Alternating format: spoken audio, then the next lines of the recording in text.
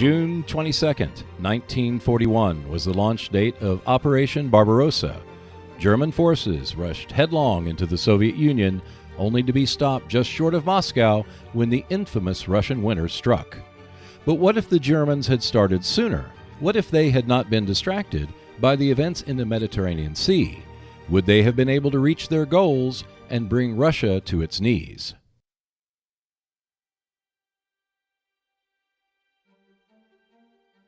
Designed by Richard Hamblin and originally released by Avalon Hill, the Russian campaign remains a popular game now published under Compass Games. Hamblin wrote an article in The General titled, "But What If?" that postulated several alternate versions of the German invasion.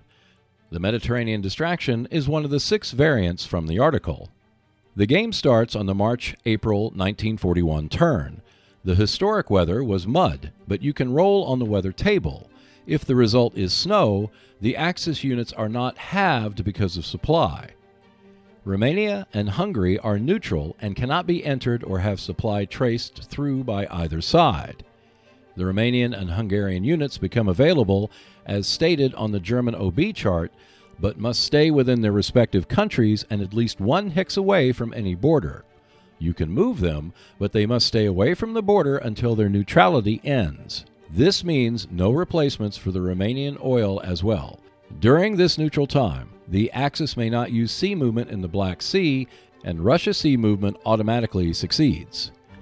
When the Axis controls all 3 Black Sea ports, Romania and Hungary will enter the war on the Axis side.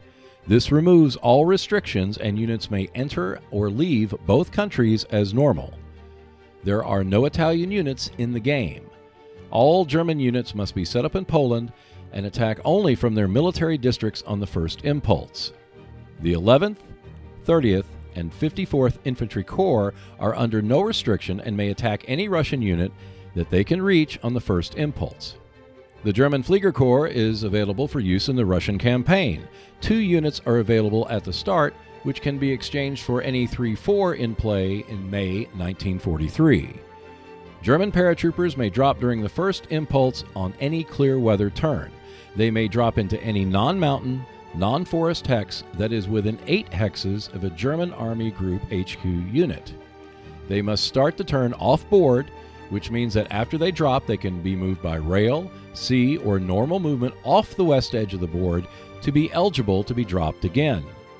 The paratroopers can drop into an enemy zone of control or on top of the enemy units themselves. If they land in a hex occupied by enemy units, they only attack those units and not any units that are adjacent.